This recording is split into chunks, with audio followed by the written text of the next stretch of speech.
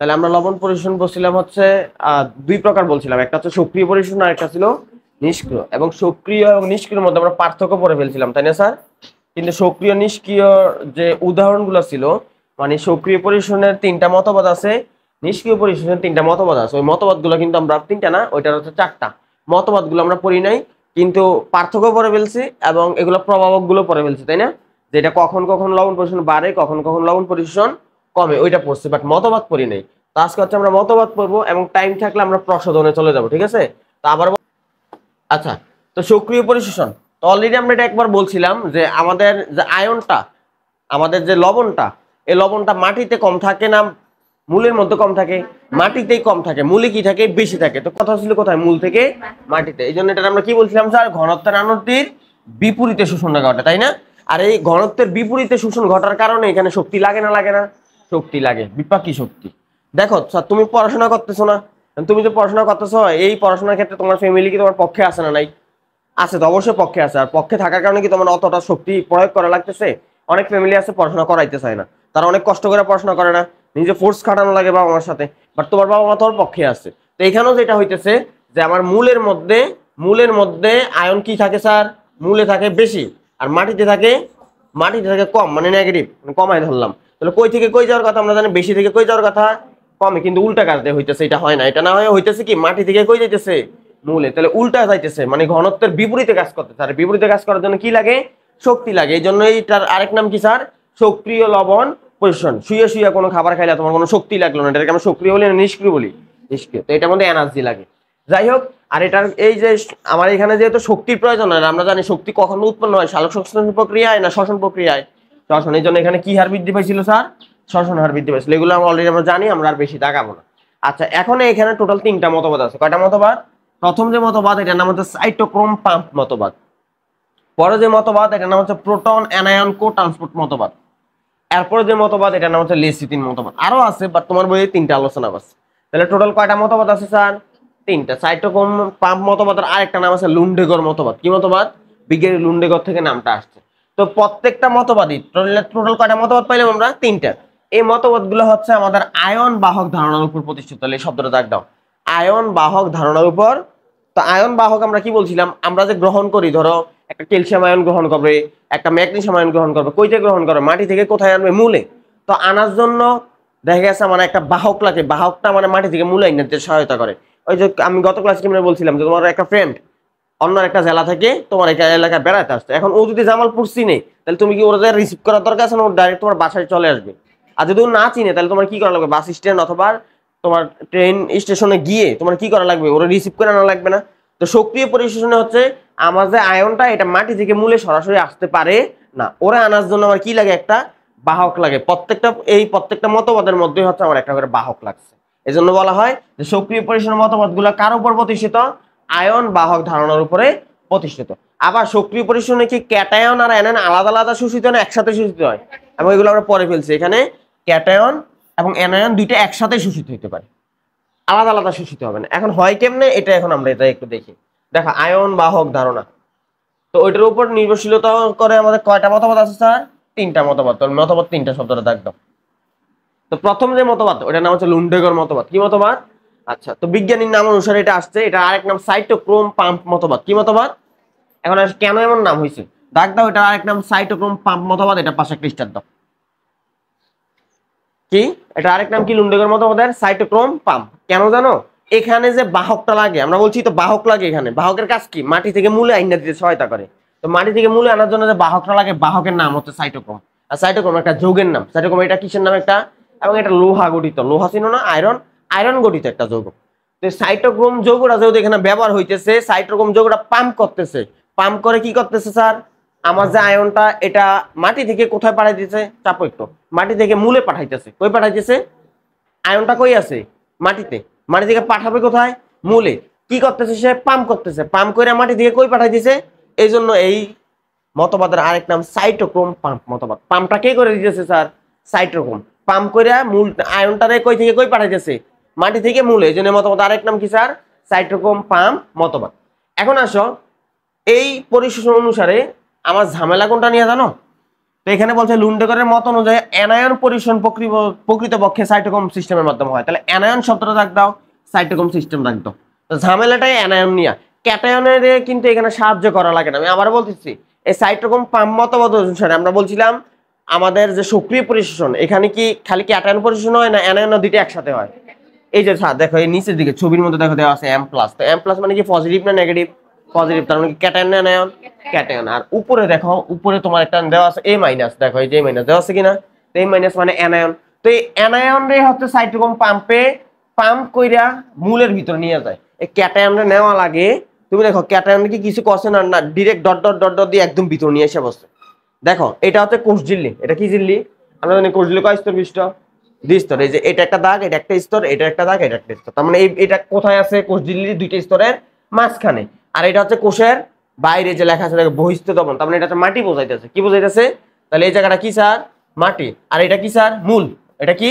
মূল। ওই যে দেখো কোষ অভ্যন্তর, তার মানে এটা হচ্ছে মূলের কোষ। তাহলে আবার বলতেছি এটা হচ্ছে মূলের কোষ, এটা হচ্ছে কোষের কোষ ঝিল্লির মাঝখানে, আর এটা হচ্ছে মাটি। তাহলে আয়নগুলো এখন আছে কোথায়? মাটিতে। আমরা মাটি থেকে কই আনবো? মূলে। আনার জন্য কি লাগে স্যার? একটা বাহক লাগে। আর এখানে বাহকটার নাম কি? সাইটোক্রোম। সে পাম্প করে মাটির আয়নগুলারে পাম্প করে কই পাঠাবে? মূলে পাঠাবে। কিন্তু সে মূলত খালি অ্যানায়নটারে পাম্প করে পাঠায়, সে ক্যাটায়নের সাহায্য করে। আর ক্যাটায়নের সাহায্য লাগে না, ক্যাটায়ন সরাসরি এখান থেকে এখানে আসা পড়তে পারে। আমার কথা বুঝতে পারছি? তাহলে ক্যাটায়নের এখানে মূলত পাম্পের কোনো দরকারই লাগে না, যত ঝামেলা কারে নিয়ে স্যার? অ্যানায়নের নিয়ে। তা আমরা আসতেছি, তাহলে এটা এখানে মূলত কোনটা সাইটোক্রোম সিস্টেমের মাধ্যমে পরিশোষণ হয়? অ্যানায়নটা। ওকে, এবার কাহিনীটা কি হয়? তো লুন্ডেগরের মতে, বিজ্ঞানী লুন্ডেগর কি বলছে? ওনার মতে এসে দাগ দাও, কোষ ঝিল্লির ভেতরের তলে দাগ দাও ডিহাইড্রোজেনেজ এনজাইমটা দাগ দাও। কি এনজাইম স্যার? Dehydrogenase enzyme. ওই এনজাইমের বিক্রিয়ার ফলে দাগ দাও প্রোটন এবং ইলেকট্রন সৃষ্টি হয়। কি তৈরি হয়? তাহলে দেখো নামের আগে যে আছে ডি, ডি মানে হচ্ছে নাই। ডি মানে কি বোঝায়? ওই যে তোমরা রাইবোজ আর ডিঅক্সিরাইবোজ নাম শুনছো না? ডিঅক্সিরাইবোজ মানে কি? ওই যে রাইবোজ আর ডিঅক্সিরাইবোজ তফাৎ হচ্ছে 2 নাম্বার কার্বনে একজনের অক্সিজেন নাই, তাই তো? তো একইভাবে এখানে ডি মানে নাই, আর ডি হাইড্রোজেনেজ, তার মানে হাইড্রোজেনের ভাঙিয়ে ফেলবে। কারে ভাঙিয়ে ফেলবে? তুমি দেখো এখানে হাইড্রোজেনের ভাঙিয়ে একটা ইলেকট্রন তৈরি করছে। কি তৈরি করছে? আর প্রোটন তৈরি করে ফেলছে। তাহলে ওরা ডিহাইড্রোজেনের বিক্রিয়ার ফলে কি কি তৈরি করছে? একটা হাইড্রোজেনের ভাঙিয়া। আর তোমরা এমনি বোঝো একটা হাইড্রোজেন এটা একটা মৌল না স্যার? এটা যখন ভাঙবা তুমি যখন H+ লাগবে, এটা কি স্যার একটা প্রোটন না? এটার মধ্যে কি ইলেকট্রন আছে? না, ইলেকট্রন একটাও নাই। হাইড্রোজেন ইলেকট্রন থাকেই একটা, তুমি এখানে দিয়ে দিয়েছে প্লাস, আর কি আছে? তাহলে একটা ইলেকট্রন তৈরি হয়ে যাবে না স্যার? এই ইলেকট্রনটা উপরের দিকে চলে গেছে, কই গেছে আমরা পরে আসতেছি। আর একটা কি তৈরি করছে? প্রোটন। এরপরে কি হয় আমরা দেখি, এই প্রোটনটা পরবর্তীতে পানি তৈরিতে সহায়তা করে। তা আমরা আসতেছি, তাহলে ডিহাইড্রোজেনের বিক্রিয়ার ফলে কি কি তৈরি হলো? একটা প্রোটন আর একটা কি তৈরি হয়েছে? এখন ইলেকট্রনটা সাইটোক্রোম চেইনের মাধ্যমে, কার মাধ্যমে?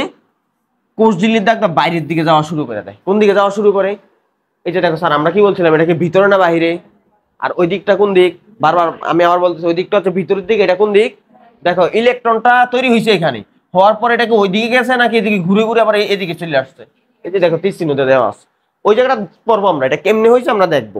তো দেখো ছিল ইলেকট্রন ওই মাথায়, ওখান থেকে ঘুরতে ঘুরতে আসছে কোন মাথায়? বাইরের দিকে আসছে। তো এটাই বলছে যে ইলেকট্রনটা সৃষ্টি হয়, এটা করে দিলে বাইরের দিক, সরি ভিতরের দিক থেকে কোন দিকে চলে আসবে? বাইরের দিকে। আসার পরে কি হয়? এসে অক্সিজেনের সাথে মিলিত হয়ে যায়। কার সাথে মিলিত হয়? ওই যে তাকাও, এই যে দেখো কোষের বাইরের থেকে অক্সিজেন ঢুকতেছে, 4 ভাগের 1 ভাগ, তাই না? অক্সিজেন ঢুকার পরে এই অক্সিজেনের সাথে ইলেকট্রন, এই দুইটা একসাথে মিলিত হয়, মিলিত হইয়া কি তৈরি করে ফেলতেছে স্যার? পানি। শুধু কি অক্সিজেন আর ইলেকট্রন মিললে পানি তৈরি না, হাইড্রোজেনও লাগে। ওই একটু আগে যে হাইড্রোজেনটা ছিল, এই হাইড্রোজেনটাও এখানে মিলিত হয়।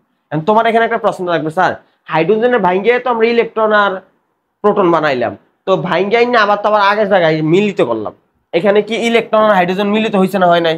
তো কি দরকার ছিল ওখানে আবার ভাঙ্গার? ওখানে ভাঙ্গে তো প্রোটন আর কি বানাইছিলাম, তা আবার তো ঘুরা ঘুরে আবার আবার এসে মিলিতে হইলো। তাহলে বলে স্যার ভাঙ্গারে কি দরকার ছিল, এটা এসে আবার মিলিতে হইলো, তাই না? ডিরেক্ট হাইড্রোজেনের সাথে পানি বিক্রিয়া করে, সরি অক্সিজেন বিক্রিয়া করে পানি বানাইতে পারতাম। ভাঙ্গার কি দরকার ছিল? ভাঙ্গার একটা কারণ ছিল, ভাঙ্গাতে কি তৈরি হয়েছে? একটা ইলেকট্রন না? এই ইলেকট্রনটা আমার সাহায্য করছে। কিসে সাহায্য করছে জানো? এই ইলেকট্রনটা মূলত আমার, এই ইলেকট্রনটা এইখানে ঘুরতে ঘুরতে ও এখানে একটা চালাকি গেছে, ও এখানে ঘুরতে ঘুরতে বাইরের দিকে গেছে, ওই সুযোগে একটা অ্যানায়নরে ঘুরাইতে ঘুরতে ভিতরের দিকে নিয়ে আসছে। তার মানে ও যখন বাইরের দিকে গেছে, ইলেকট্রন কি নেগেটিভ না স্যার?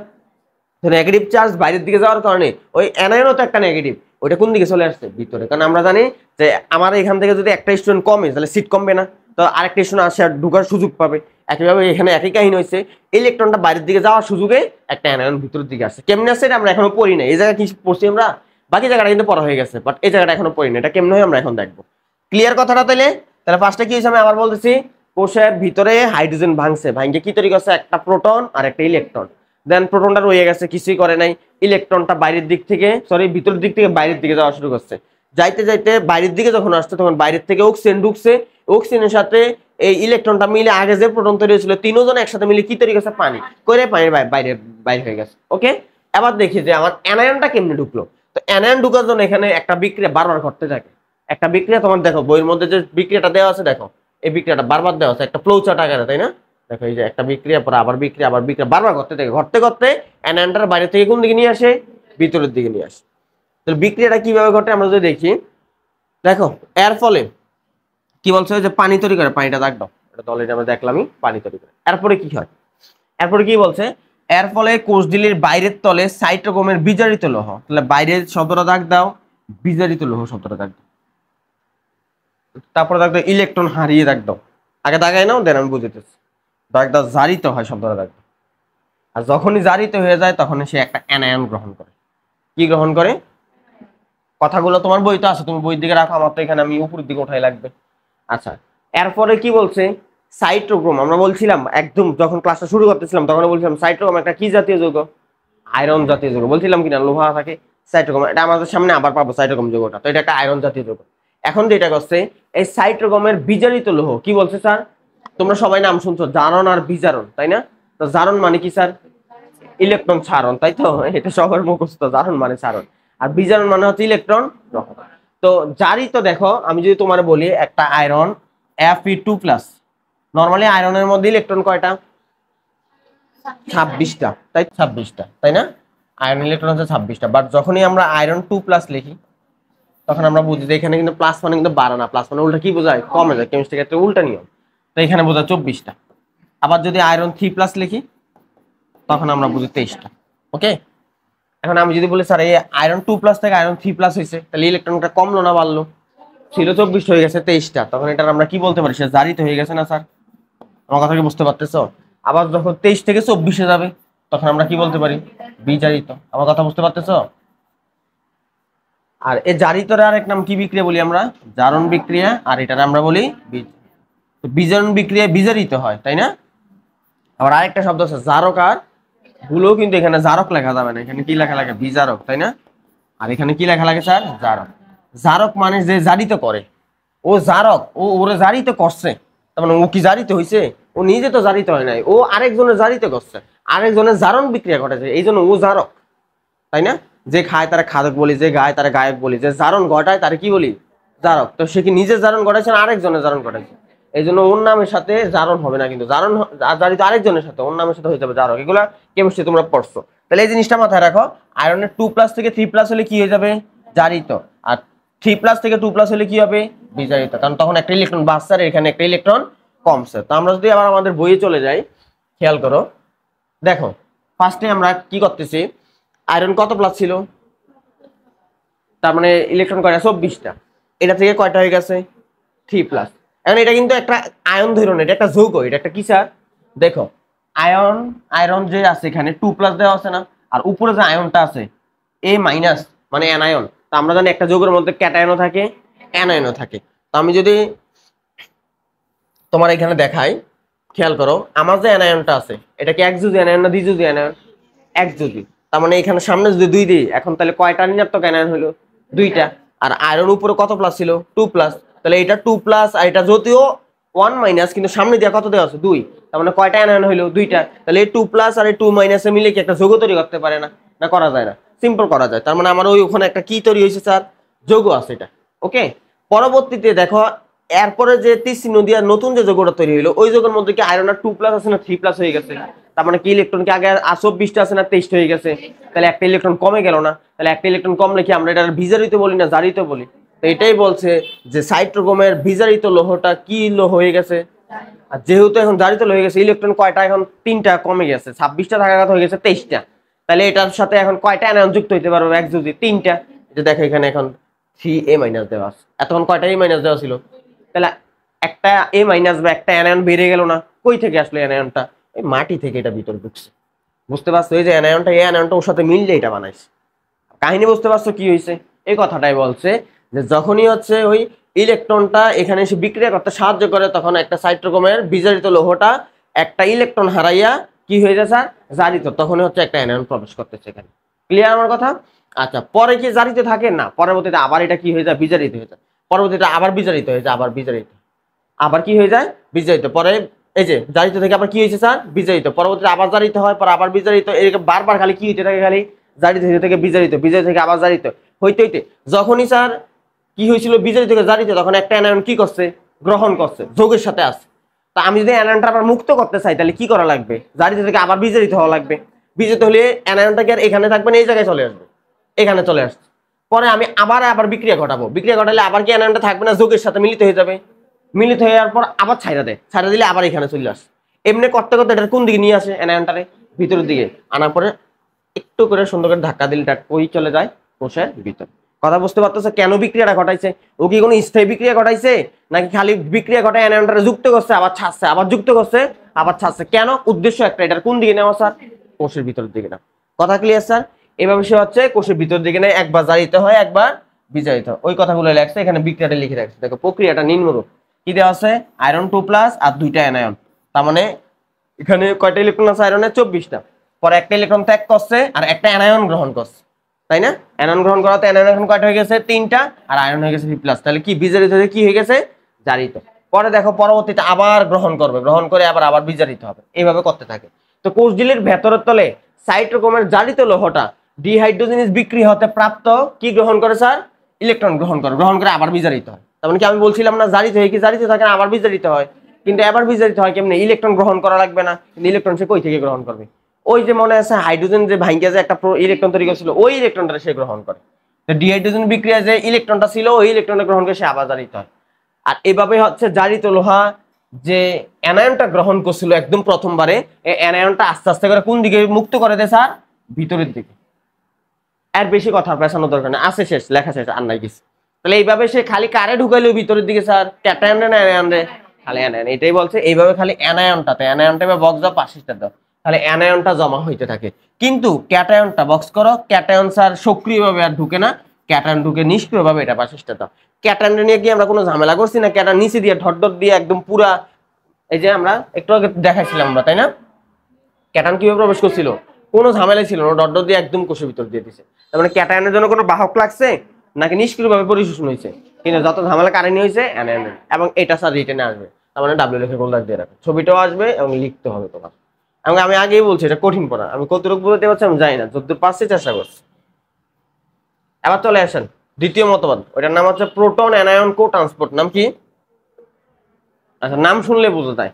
এখানে হচ্ছে অ্যানায়নটা প্রোটনের সাহায্যে প্রবেশ করবে, অথবা প্রোটনটা অ্যানায়নের সাহায্যে প্রবেশ করে। কো ট্রান্সপোর্ট মানে হচ্ছে সহযোগী বোঝায়। কি বোঝায়? মানে একজন আরেকজনের সাহায্যে প্রবেশ করে, এই জন্য এটা বলে প্রোটন অ্যানায়ন কো ট্রান্সপোর্ট। আসতেছি বুঝবা কেন এটা। এখন এটাও তো স্যার সক্রিয় না নিষ্ক্রিয় মতবাদ? সক্রিয় মতবাদ। তো সক্রিয় মতবাদে কি বাহক লাগে না লাগে না? লাগে। তাহলে এখানে বাহকটার নাম কি হবে? তো এখানে বাহকের নাম হচ্ছে একটা প্রোটিন, দাগ দেয় এখানে একটা প্রোটিন বাহক লাগে, এটা পাশিটা দিয়ে রাখে। তাহলে এর আগে বাহকটার নাম কি ছিল? সাইটোক্রোম, বাট এখানকার বাহকের নাম কি স্যার? প্রোটিন বাহক। এখন এখানে আরেকটা কথা বলছে যে এখানে হচ্ছে একটা তড়িৎ রাসায়নিক নতিমাত্রা তৈরি হয়, পাশিষ্টার দাও। এমসিকিউতে আসবে নিচের কোন মতবাদ অনুসারে তড়িৎ রাসায়নিক নতিমাত্রা তৈরি হয়? এখন তড়িৎ রাসায়নিক নতিমাত্রা মানে কি? তড়িৎ তো বোঝো, তাই না? ইলেকট্রিক ক্ষেত্র, তাই না? রাসায়নিক মানে যৌগ, রাসায়নিক যৌগ। আর নতিমাত্রা মানে হচ্ছে স্যার ঢাল বোঝায়। তোমার ঢাল নাম শুনছো না? ঢাল মানে কি? এক জায়গায় উঁচু, এক জায়গায় নিচু। তো এখানে নতিমাত্রা দ্বারা বোঝায় পার্থক্য। কি বোঝায়? কিসের পার্থক্য? তোমার ধরো এটা হচ্ছে কোষঝিল্লি, কোষঝিল্লির বাইরের দিক আর ভিতরের দিক, এক জায়গায় যৌগের পরিমাণ বেশি থাকবে আর এক জায়গায় যৌগের পরিমাণ কম থাকবে, যার কারণে যৌগের পরিমাণের একটা কি তৈরি হবে? পার্থক্য তৈরি হয়। তো এখানে এমসিকিউতে এটা আসবে যে ইলেকট্রোকেমিক্যাল গ্রেডিয়েন্ট শব্দটা জানতে। ইলেকট্রোকেমিক্যাল গ্রেডিয়েন্ট সৃষ্টি হয় কোন মতবাদ অনুসারে? Proton anion. তাহলে কেমনে তৈরি হয় এটা? এটা এখন আমার জানা লাগবে যে পার্থক্যটা কেমনে তৈরি হয়। তো এখানে এসে পরবর্তী প্যারায় প্রোটিন বাহক তো লাগাইছো নাকি? তো দেখো প্রোটিন বাহক, এরপরে বারবার এক কথা লাগছে, পুরোটা দাগানোর দরকার নেই, খালি প্রোটিন বাহক দাগ দাও। এখন ধারণা করা হয় কেমনে হয়?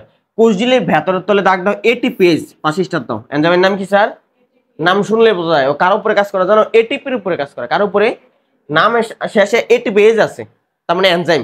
আর এটিপেজ একজনের ভাঙ্গে ফেলে, কারে ভাঙ্গে? দাগ দাও এটিপিরে ভাঙ্গে। কারে ভাঙ্গে? আর আমরা সবাই জানি এটিপিরে বলা হয় জৈব মুদ্রা বা শক্তি মুদ্রা বলা হয় না? তাহলে এটিপি ভাঙলে শক্তি তৈরি হবে না হবে না? শক্তি তৈরি হয়, শক্তি শব্দটা রাখবে। আর ওই শক্তির কারণে হাইড্রোজেন আর কোষের ভিতরে থাকে না। হাইড্রোজেন না, মূলত প্রোটন আর কোষের ভিতরে থাকে না, ও কই চলে যায় জানো? কোষের বাইরে চলে আসে। তাহলে আমি আবার বলতেছি কি হইতেছে এখানে, আমরা কিন্তু এখনো প্রোটিন নিয়ে কাজ করতেছি না, এখানে বাহকটা কে স্যার? তো প্রোটিন, এটা জাস্ট আগে জানলাম, যেহেতু এখানে বাহক লাগে বাহকের নামটা জানলাম, কাজ কেমনে করে এটা এখন আমরা আসি নাই। তো আমরা এখনো প্রোটিনের কাজে আসি নাই, আমরা মাত্র কাজটা শুরু করছি। কি হয়েছে, কোষের ভিতরে এটিপি আছে, এই এনজাইমের কারণে এটিপি কি হয়ে যায়? ভেঙে যায়। এটিপি ভাঙলে কি তৈরি হয়? শক্তি। ওই শক্তি দিয়ে হচ্ছে প্রোটনটারে সে ধাক্কা মাইরা কই পাঠায় দেয় স্যার? কোষের বাইরে। এই যে খেয়াল করো, প্রোটন যে ধাক্কা মারা কোষের বাইরে পাঠায়, এই যে প্রোটন, এই যে এটিপি ভাঙছে, ভাঙে আমরা জানি এটিপি ভাঙলে কি তৈরি হয়? একটা এটিপি প্লাস পিআই। এটিপি মানে এডিনোসিন কি ফসফেট? ট্রাইফসফেট, 3টা ফসফেট। আর এডিপি মানে এডিনোসিন ডাইফসফেট, কয়টা ফসফেট? 2টা। তাহলে আরেকটা ফসফেট যে আলাদা হয়ে গেছে, পিআই, এটা মানে বোঝায় ইনঅর্গানিক ফসফেট। সংক্ষেপে পি লেখলো হবে, পিআই লেখার দরকার নাই। তাহলে এই যে শক্তিটা তৈরি হয়েছে, এই শক্তির প্রভাবে হাইড্রোজেন কি আর কোষের ভিতরে রাখবে না বাইরে পাঠিয়ে দিবা? এটা কি জিল্লি? কোষ জিল্লি। এটা কোষের কোন দিক? ভিতরের দিক। আর ওইটা কোষের কোন দিক? বাইরের দিক। তাহলে এই এটিপি এনজাইমের প্রভাবে যে শক্তিটা তৈরি হলো ভাঙার ফলে, এই শক্তির মতো আমরা প্রোটনে কই পাঠিয়ে দিছি? বাইরের দিকে। এখন তুমি আমার বলো, এই প্রক্রিয়াকে বলা হয় প্রোটন পাম্প। কি পাম্প? প্রোটন পাম্প কাকে বলে? ব্র্যাকেট দিয়ে ফেলো, এটিপি শব্দটা থেকে এখান থেকে ব্র্যাকেট দাও, প্রোটন পাম্প। যে প্রোটনের বাইরে পাঠিয়ে দিছি এজন্য এটা কি বলা হয় স্যার? Proton pump. এখন এই পাম্পের কারণে মূলত এখানে হচ্ছে ঘনত্বের একটা পার্থক্য দেখা যায়। কিসের পার্থক্য? দেখো কি বলছে, প্রোটন পাম্পের কারণে কোষের বাইরের সাথে দাগাইও না, ভেতরের দিকে পিএইচ গ্রেডিয়েন্ট শব্দটা দাগ দাও। পিএইচ গ্রেডিয়েন্ট তৈরি হয়। আর পিএইচ গ্রেডিয়েন্টটা বলছে বাইরে পিএইচ কম, এই শব্দটা দাগ দাও। বাইরে কি কম স্যার? কেমনে বাইরে পিএইচ কম? তোমরা কি জানো স্যার, হাইড্রোজেন আয়নের ঋণাত্মক লগারিদমকে কি বলে? পিএইচ। এখন তুমি আমার বলো, একটা দ্রবণের পিএইচ হচ্ছে 1 আর একটা দ্রবণের পিএইচ হচ্ছে 3, কোনটাতে হাইড্রোজেন বেশি বলো তো? একটাতে 1 আর একটা 3, বলো, কেমিস্ট্রি পড়ছো না? এটা বেসিক জিনিস। বলো বলো, কোনটাতে হাইড্রোজেন বেশি, কোনটাতে হাইড্রোজেন কম? একে বেশি। একে বেশি না 3 বেশি? গুড, একই। কনফিডেন্স নাই, তাহলে তুমি জোর দিয়ে বলতা না স্যার একই। স্যার নরমালি আমরা বুঝি যে অ্যাসিড, অ্যাসিড কখন আমরা বুঝি? যে হাইড্রোজেন থাকলে, তাই তো? আর অ্যাসিডের পিএইচ আমরা সবাই জানি সাথে সাথে কি হয়? কম। যত নিচের দিকে আসে পিএইচ, সরি অ্যাসিডের শক্তিমাত্রা তত কি হয়? বাড়তে থাকে। তাহলে যখন এটা পিএইচ হচ্ছে 1, তার মানে এটা বেশি শক্তিমাত্রার অ্যাসিড, তাই না? শক্তিমাত্রা বেশি, শক্তিমাত্রা বেশি মানে হাইড্রোজেন কম থাকবে না বেশি থাকবে? আর এটাও আমরা জানি এটা হচ্ছে একটা ব্যস্তানুপাতিক সম্পর্ক। তাহলে এই যে পিএইচ যেটা 1, এটার মধ্যে হাইড্রোজেন কি থাকবে? বেশি থাকবে। তো তুমি চিন্তা করো, এতক্ষণ আমার প্রোটনটা কই ছিল? কোষের ভিতরে না বাইরে? কোষে ছিল ভিতরে। ওকে, ভিতর থেকে কই পাঠা দিছো? তাহলে ভিতরে এখন হাইড্রোজেন কি হয়ে যাবে? কম। আর বাইরে হাইড্রোজেন কি হয়ে যাবে স্যার? বেশি। আর হাইড্রোজেন বেশি হলে পিএইচ কম হয় না বেশি হয়? আমরা জানি হাইড্রোজেন উল্টা, হাইড্রোজেন বেশি মানে পিএইচ কি হয়ে যায়? কম। আর হাইড্রোজেন কম মানে পিএইচ কি হয়ে যায়? বেশি। তাহলে বলো তো পিএইচ কম কই হয়েছে? বাইরে। তোমার বই কি এই লেখাটাই লেখে নাই ব্র্যাকেটের মধ্যে? দেখো বাইরে পিএইচ কম, মিলছে কিনা? তাহলে বাইরে পিএইচ কম হয়ে গেছে, ভিতরে পিএইচ কি হয়ে গেছে? বেশি। তাহলে পিএইচ এর একটা পার্থক্য তৈরি হয়েছে না? আর এটারই বলছে ইলেকট্রোকেমিক্যাল গ্রেডিয়েন্ট। কথা বোঝাতে পারছি? বললাম ইলেকট্রোকেমিক্যাল গ্রেডিয়েন্ট দ্বারা বোঝায় কোন একটা রাসায়নিক যৌগের পার্থক্য। এখানে কার পার্থক্য বোঝাইতেছে? হাইড্রোজেন আয়নের পার্থক্য বা প্রোটনের পার্থক্য। এবং একটা পটেনশিয়াল গ্রেডিয়েন্ট মানে হচ্ছে কি বোঝাইতেছে? কোষের বাইরে পজিটিভ চার্জটা বেশি আর কোষের ভেতরে পজিটিভ চার্জটা কম। হাইড্রোজেন এতক্ষণ কই ছিল স্যার? কোষের ভেতরে ছিল, এখন কই চলে গেছে? বাইরে। তাহলে বাইরে এখন হাইড্রোজেন বেশি হয়ে গেছে না? আর হাইড্রোজেন একটা কি পজিটিভ চার্জ না নেগেটিভ চার্জ? মানে প্রোটন একটা কি পজিটিভ না নেগেটিভ চার্জ? পজিটিভ। তাহলে বাইরে কি এখন পজিটিভ চার্জটা বেশি হয়ে গেছে। আর এখানে যেহেতু হাইড্রোজেন আয়নটা কম আছে বা প্রোটন কম আছে, এখানে পজিটিভ চার্জটা কম হয়ে গেছে। ওইটারে বলি আমরা কি স্যার? Potential gradient. কি গ্রেডিয়েন্ট? Potential gradient. আচ্ছা, এই পটেনশিয়াল গ্রেডিয়েন্টটারে বলা হয় ইলেকট্রোকেমিক্যাল পটেনশিয়াল গ্রেডিয়েন্ট বা প্রোটন মোটিভ ফোর্স। এই যে পার্থক্যটা তৈরি হলো, এই পার্থক্যটাকে বলা হয় কি sir? Proton motive force. Force মানে কি? বল, তাই না? এই যখনই এই বলটা তৈরি হয়, যখনই প্রোটন মোটিভ ফোর্স তৈরি হয়, তখনই হচ্ছে প্রোটিন বাহকগুলো সক্রিয় হয়। এতক্ষণ কি প্রোটিন কাজ করছে না? যখনই এরকম একটা পার্থক্য তৈরি হয় কোষ ঝিল্লির দুই দিকে, তখনই হচ্ছে প্রোটিন বাহক সক্রিয়। আর প্রোটিন বাহক সক্রিয় হলে তো কাজ শুরু হয়ে গেছে। আর বাহকগুলো কি করবে স্যার? কোষের মাটি থেকে বা কোষের বাইরে থেকে আয়নগুলোকে কোথায় এনে দিবে স্যার? কোষের ভেতরে। সক্রিয় হয় তখন সে কি করে স্যার? ক্যাটায়নগুলোরে দাগাইও না, ক্যাটায়নগুলোরে বহন করে বাইরের থেকে কই নিয়ে আসে? ভেতরে নিয়ে আসে। ওকে, তাহলে সে ফার্স্টে কারে নিয়ে আসে? ক্যাটায়ন। ক্যাটায়ন শব্দ দেখতো তো বাইরে থেকে ভিতরে না, এটা আমরা জানি, এটা তাকানোর দরকার নেই। কিন্তু সমস্যা হইতেছে ক্যাটায়ন কি একটা পজিটিভ চার্জ না নেগেটিভ চার্জ, তাহলে তারা কে নিয়ে আসতেছে প্রোটিন গুলা।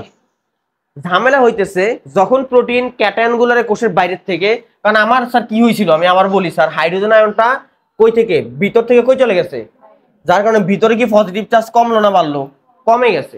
তাহলে এখন কি আবার এটা নিউট্রাল করা লাগবে না, বাড়াইতে হবে না, এই জন্য বাইরে থেকে ক্যাটায়ন গুলো কই প্রবেশ করে স্যার ভিতরে। তাহলে কি সমান সমান হয়ে গেছে কিনা, ক্যাটায়ন মানে যে খালি পটাশিয়াম এমন না, যে কোনো কিছু হইতে পারে।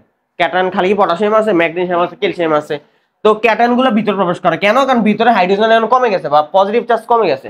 এখন যখন ক্যাটায়ন প্রবেশ করতে যায় হাইড্রোজেন কয় ভাই আমিও ঢুকবো, হাইড্রোজেন কি কয় তখন কোষ ঝিল্লি কয় বা প্রোটিন বাহক কয়, তাহলে এতক্ষণ বাইরে ছিলি কিনলি তুই বাইরে ঝামেলাটা লাগাইছিস।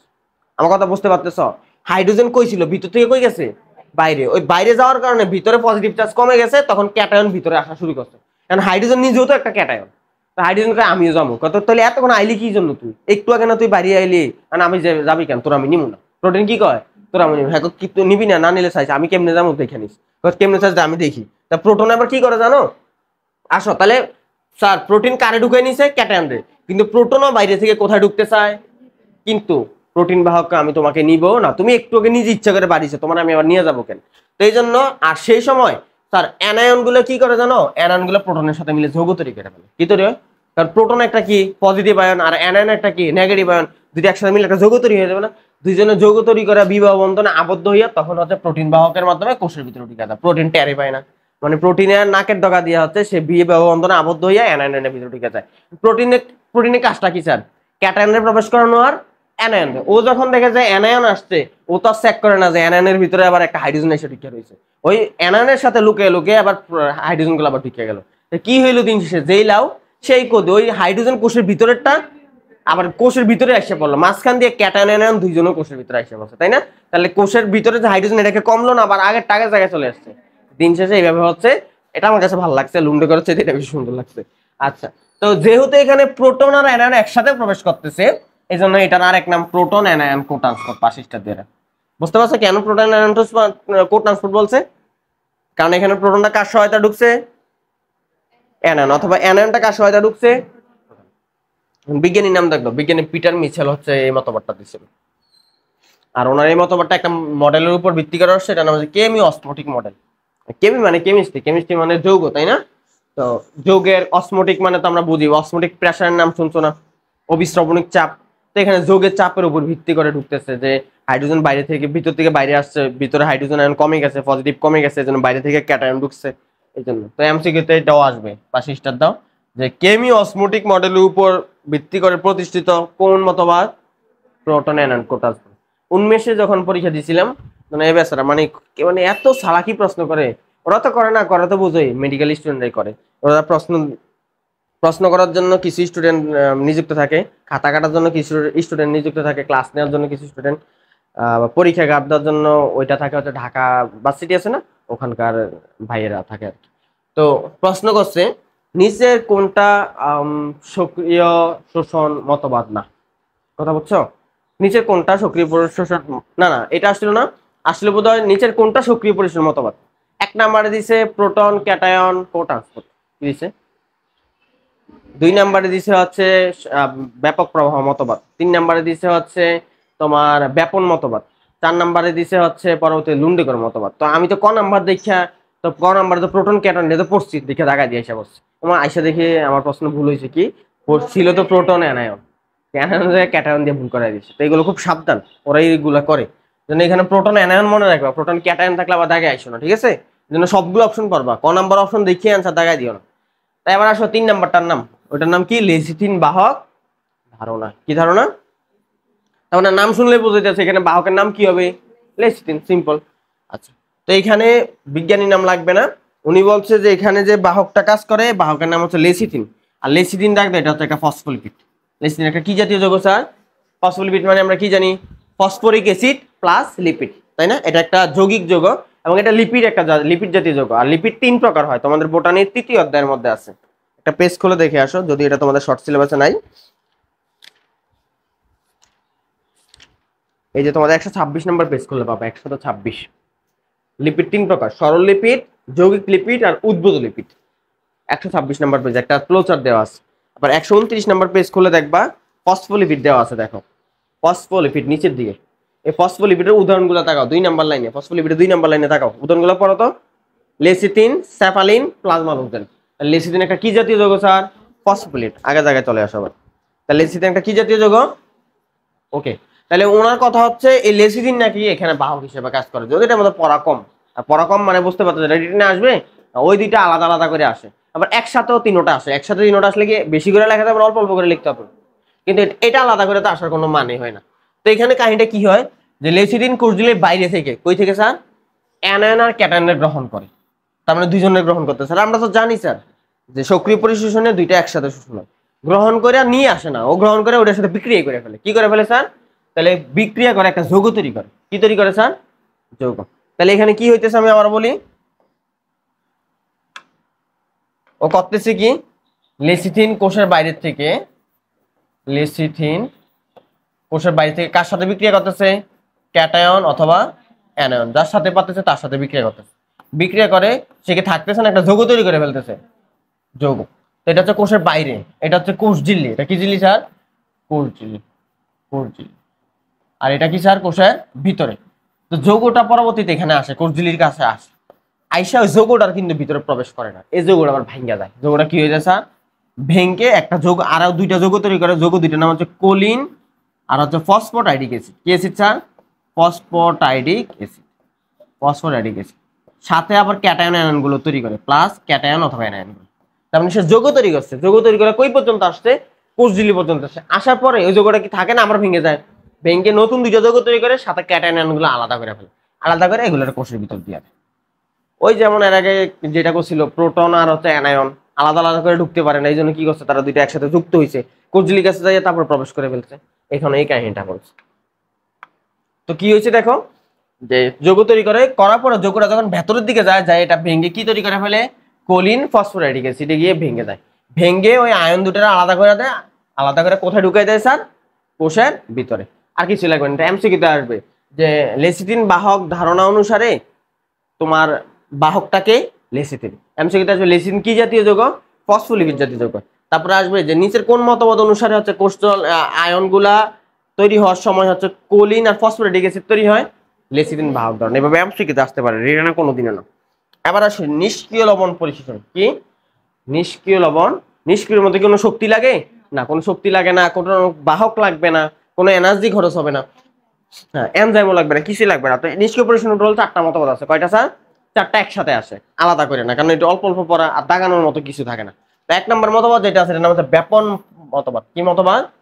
তো ব্যাপন তো আমরা সবাই জানি যে এক জায়গায় একটা জিনিস বেশি আসে, বেশি, আরেক জায়গায় কম। তো আমরা জানি বেশি থেকে কোন দিকে যায়, যদিও নিষ্ক্রিয়গুলো কিন্তু গ্রহণযোগ্য না। নিষ্ক্রিয়গুলো গ্রহণযোগ্য, গ্রহণযোগ্য কোনগুলো স্যার? সক্রিয় মতবাদের গুলো গ্রহণযোগ্যতা পাইছে। তো যদিও এগুলো বিজ্ঞানীরা দিয়েছে, তো দিচ্ছে মানে দেখে পড়া লাগবে, তাই না? ওই যেমন আমরা ল্যামার্ক মতবাদ পড়ছি, ডারউইন মতবাদ পড়ছি, ল্যামার্কের একটা গ্রহণযোগ্য না, তাও কি পড়ি নাই? তো এইখানেও এরকম। তো ব্যাপন মতবাদ দাগানোর দরকার নাই। দেখো কি বলছে, মাটিতে অবস্থিত দ্রবণতে কোষের অভ্যন্তরে ব্যাপন প্রক্রিয়ায় কিছু আয়ন প্রবেশ করে। তা ব্যাপন প্রথমত কি প্রক্রিয়া প্রবেশ করবে? ব্যাপন। এটা দাগানোর দরকার আছে, নামই তো ব্যাপন মতবাদ, তাহলে কোন প্রক্রিয়া প্রবেশ করবে? ব্যাপন। এখানে তো অবিশ্রবণ হবে না।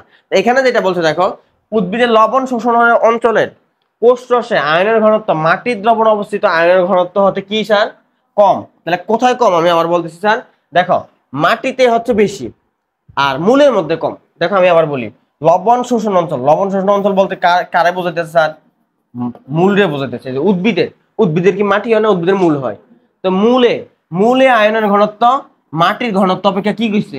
কম। তাহলে কোথায় কম স্যার? মূলে কম। তো মূলে যদি কম হয়, ব্যাপন প্রক্রিয়া আমরা কি জানি, বেশি থেকে কই যায়? কমে যায়। তাহলে মাটিতে বেশি, মূলে কম, মাটি থেকে কই আসবে? কিন্তু আমরা জানি এটা হয় না, উল্টাটা হয়। তাহলে এটা ভুল এমনি প্রমাণ হয়ে গেল। তারপর এটা যেহেতু একজন বিজ্ঞানী দিছে, ওনারা তার ছোট করে লাভ নাই, দিছে। কারণ নর্মালি আমরা ব্যাপন প্রক্রিয়া আর ব্যাপন প্রক্রিয়ার কি উল্টাইতে পারবো জীবনে? ব্যাপন প্রক্রিয়া সবাই জানে বেশি থেকে কই যায়? কম।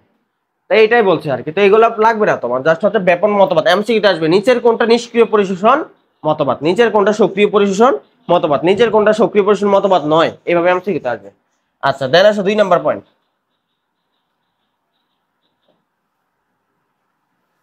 আচ্ছা তোমার আবার মাথায় আসতে পারে স্যার এইগুলো কি, এগুলো কি লাগবে, এগুলো কি লাগবে? এগুলো কিছুই না। তুমি দেখো এখানে পটাশিয়াম পটাশিয়াম পটাশিয়াম, কয়টা পটাশিয়াম দিচ্ছে?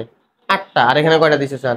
4টা। তার মানে এখানে বেশি বুঝাইছে, এখানে কম বুঝাইছে, বেশি থেকে কমের দিকে গেছে। এইটাই, এগুলো হুদাই দরকার নাই। আর এগুলো তাকাইলে বুঝবো। আমিও যখন পড়তাম তখন আমি এটা দিকে তাকাইতাম না, ভাবতাম এটা কি নাকি, কিছুই নাই। দেন আসো 2 নাম্বার আয়ন বিনিময় মতবাদ। কি বিনিময়? এখানে যেটা হবে যে কোষের আমার কি লাগবে, কোষের আয়ন লাগবে, তাই তো?